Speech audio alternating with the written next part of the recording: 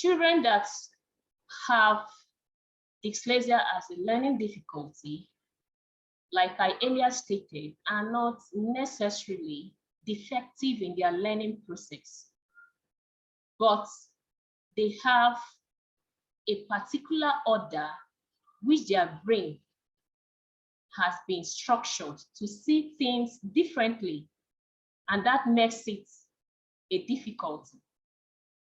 So what is dyslexia? Dyslexia is a learning difficulty that is linked to problems with language processing, reading, and writing. Learning difficulty that is linked to language that is linked to problems with language processing, reading, and writing. So I want to establish quickly and early enough that dyslexia children are very intelligent. They are very intelligent kids. The only problem they have is that they have difficulty in making meaning out of written words. They have difficulty in making meaning out of sounds. They have difficulty in blending. They have difficulty in writing. So quickly, what are the causes of dyslexia?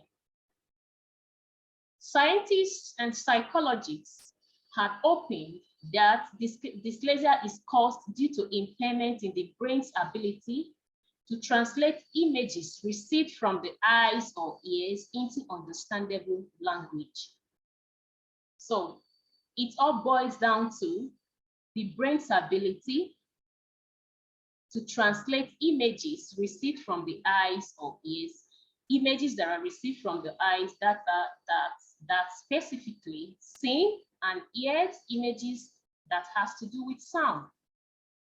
So when a dyslexia child or a dyslexic person encounters difficulty in seeing words correctly as it ought to be seen, it all boils down to the fact that their brain has not been structured to see ordinarily how every other person sees the world.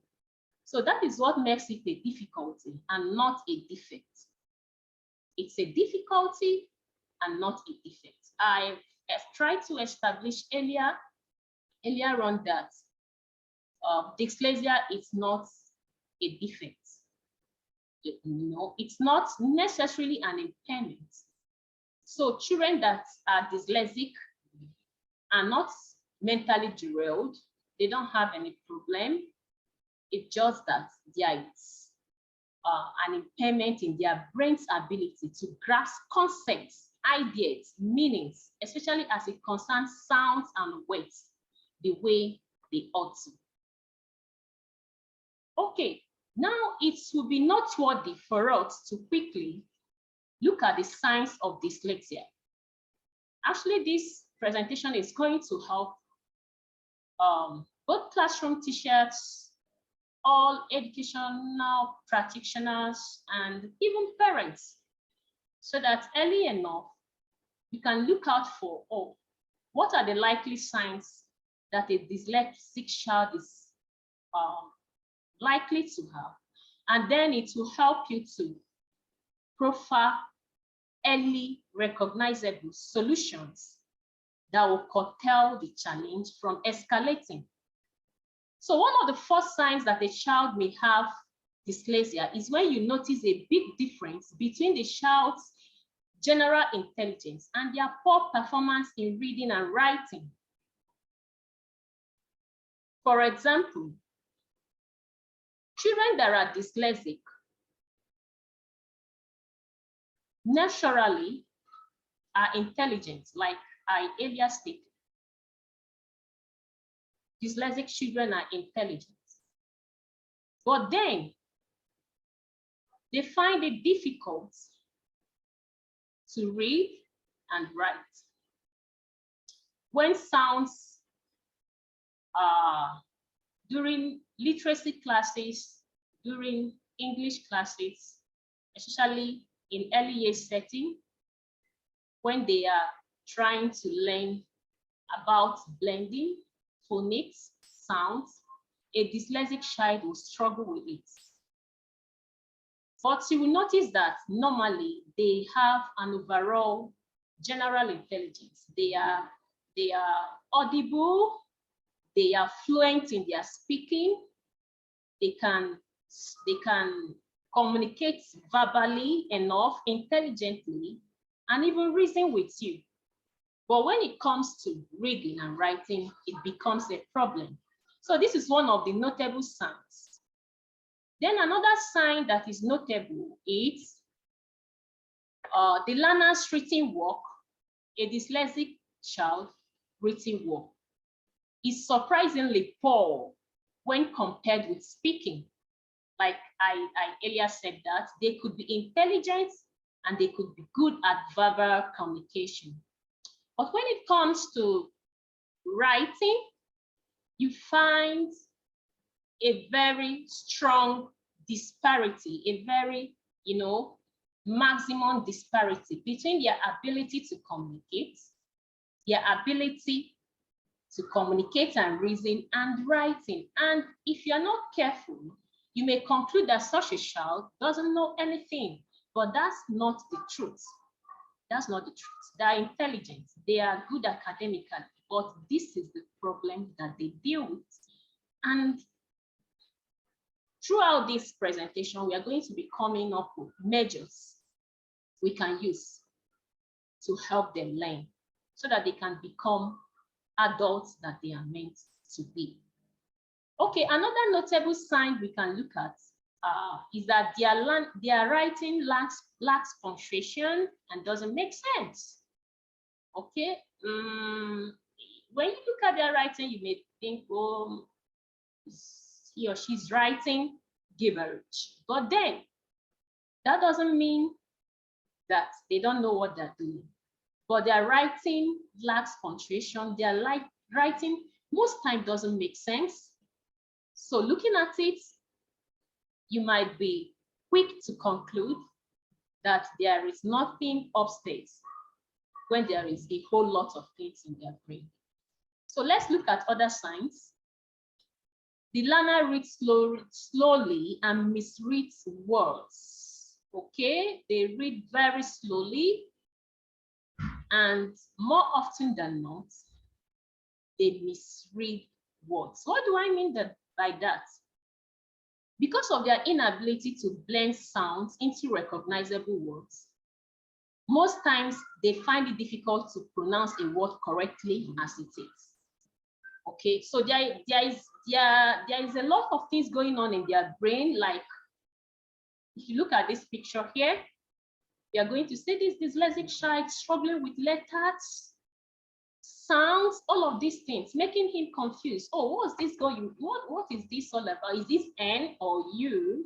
You can write an sound or N letter, and then the child sees it as R or U letter, sees it as R sound or U letter. So it's a whole lot of problem. Another sign is that the learner has difficulty linking sounds to letter. For example, as I have earlier stated that, for example, a sound is made up of phonemes, right? Now, linking these sounds together is what makes a word. Now, they have difficulty linking sounds to letter, meaning that they are confused about this is how a sound is supposed to be when you pronounce it, and this is how a letter is supposed to be when you pronounce it. So that is the basic problem and foundational problem they have when it comes to reading and writing. And if it is not tackled on time, you find out that such a child may continue to have issues with reading and writing, even in later years. But if it is addressed as early as possible, you find out that a dyslexic learner can cope vary considerably with other pupils and students. So like I was saying, one of the major signs is that the learner reverses and flip letters or parts of words. Okay. Example, look at this guy, little guy in this picture. You can see how he's writing his number 3 and then his number 5. Okay, so for example, again, the L letter or O sound will always be seen at 7 for a dyslexic child. Okay, so U letter, they see it as C or N. Like when they look at it, it tends to, vibrate or turn on the board and they're seeing something different. Look at another example, sound or M letter, it's seen as 3 or W or W sound. So number 6 will always be written as number 9 or sound G or letter G. So these are the signs and these are the symptoms.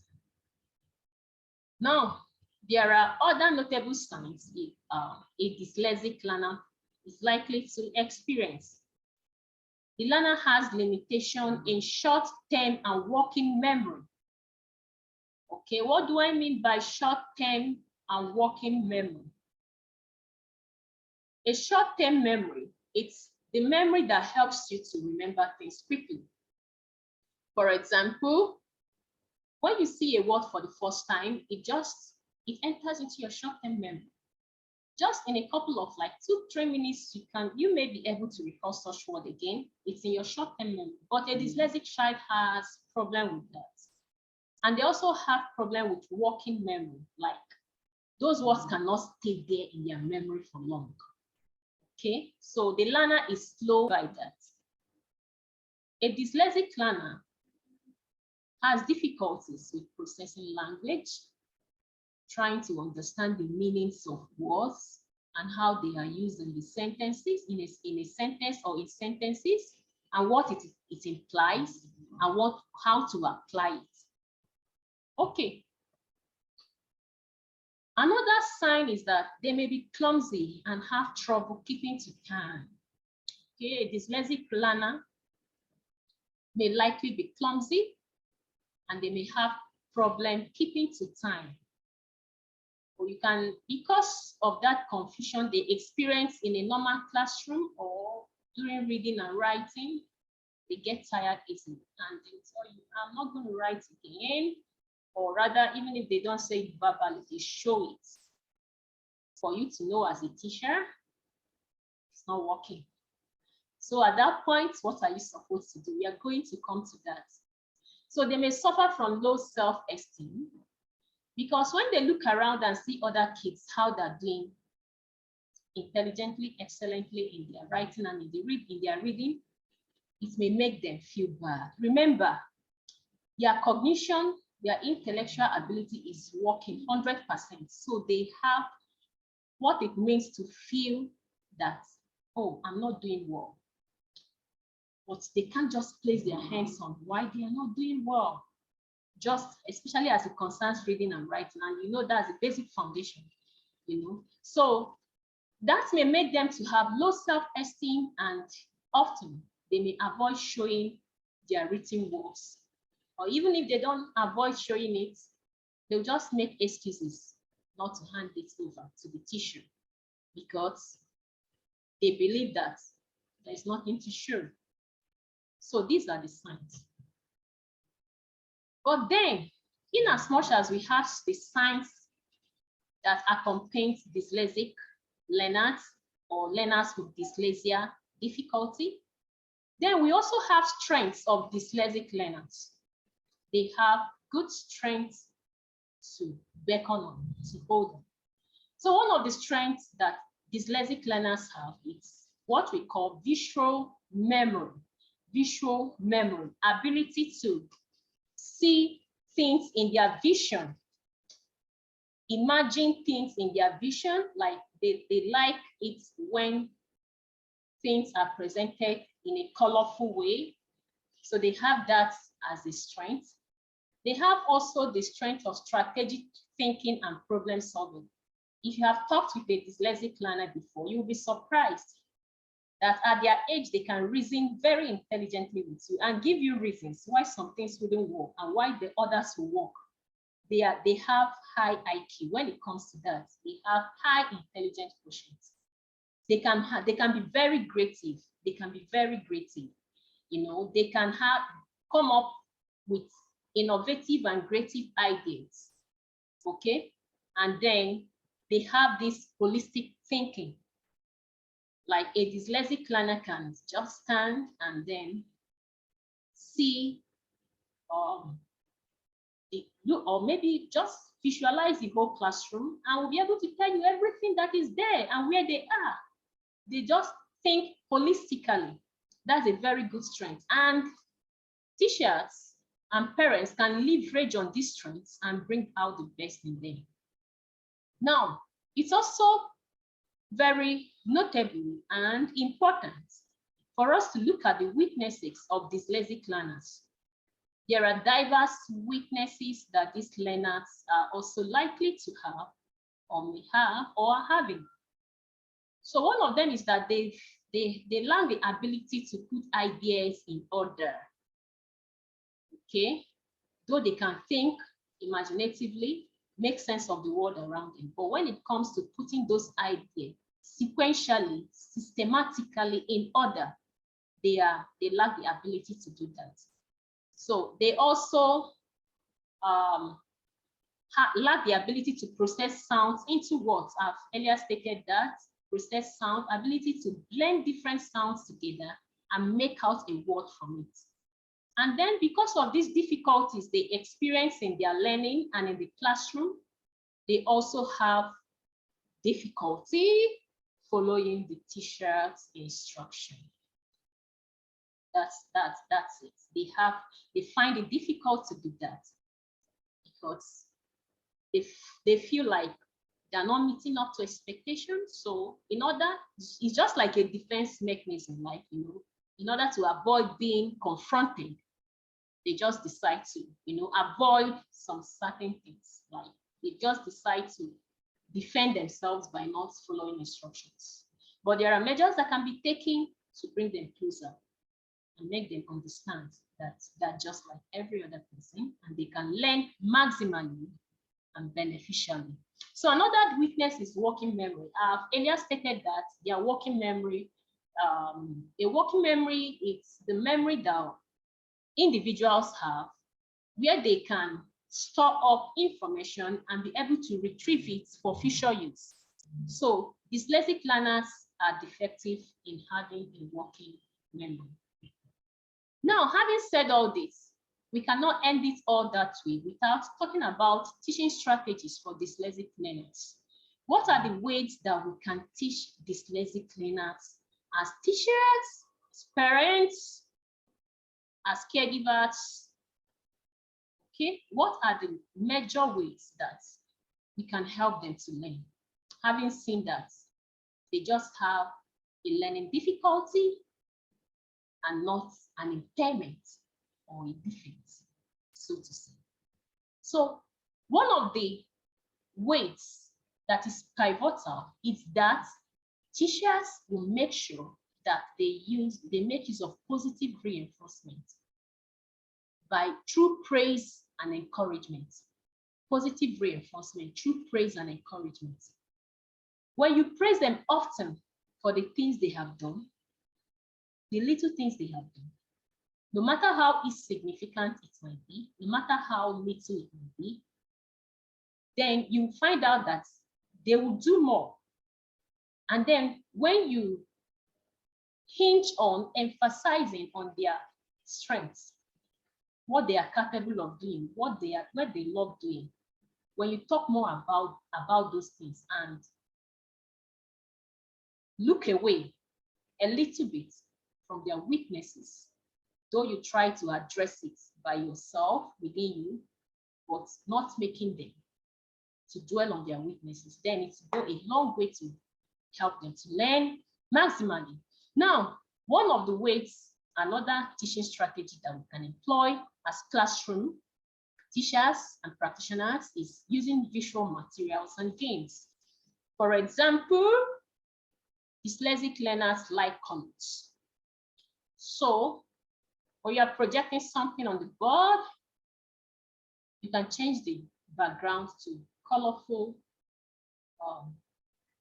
landscape like green, yellow,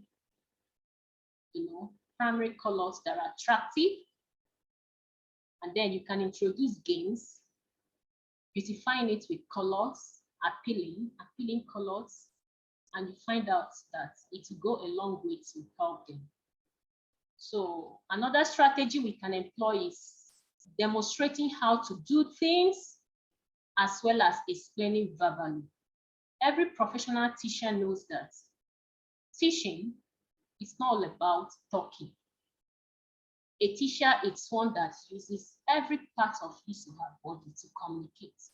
Eyes, nose, mouth, ear, even ears, body language, everything. So as you are talking, you are demonstrating. So you are passing on non-verbal clues.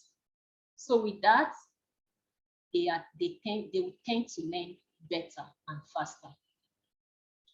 Then another way is by emphasizing the positives and the fact that learners with dyslexia are often very intelligent. You can tell them that you have problem with reading and writing. Don't worry, that's not a big deal. We are going to come up. You will make it, okay? But then remember, we are good. You are intelligent. Look at what you have just done. So wonderful. Wow, this is excellent. So emphasize on the positives and the fact that learners with dyslexia are often very intelligent. Make them understand it. It boosts their self-esteem. It makes them feel belong with others. And you find out they will be happy learning and not hate school altogether. So what are other teaching strategies? You can look at the picture here, children playing in group on this colorful mat with demonstration. So you can highlight on what, like I've said that before, what is good instead of focusing on their mistakes, and then create a friendly environment for learning. Make them feel belonged, make them feel welcomed, make them feel, give them opportunities to offer their ideas. Deliberately ask them to do some things and make them feel proud for doing it. Okay, so another very, very important strategy that can be employed is when you make use of multisensory teaching. Multisensory teaching. What do we mean by multisensory teaching? Teaching with the use of colors, visuals, fonts, objects, layout, text readers, and technology. So multisensory teaching has to do with teachings that are geared towards making the learners to have an understanding of the lesson being taught, relating it to their sense of smell, sense of taste, touch. So when you use colors, like I've earlier stated about background colors, bringing in colorful, appealing colors that can motivate them, bringing in visuals, and then writing, using fonts that are admirable. You can choose fonts that are good and admirable and even colorful. Then teach with objects, bring in layouts. Since they have difficulty with reading and writing, you can introduce text readers. You can introduce text readers, like when the reading comes in audio, okay, not just looking at it, but they listen to the reading as they're looking at the reading, and then listening at the same time. And then technology is also of vital importance and very necessary to help them to learn maximally. So we have come to the end of this presentation. And look at the reference over here. If you want to get more materials or have a broader perspective on dates, you can go through this special education needs course by British Council Partner Schools. And then you get a whole lot of benefits from it. So that is it. Thank you for listening. And I believe you have learned maximally from today's presentation. Thank you, and thank you. So that is it, the end of our presentation. See you next time. Thank you.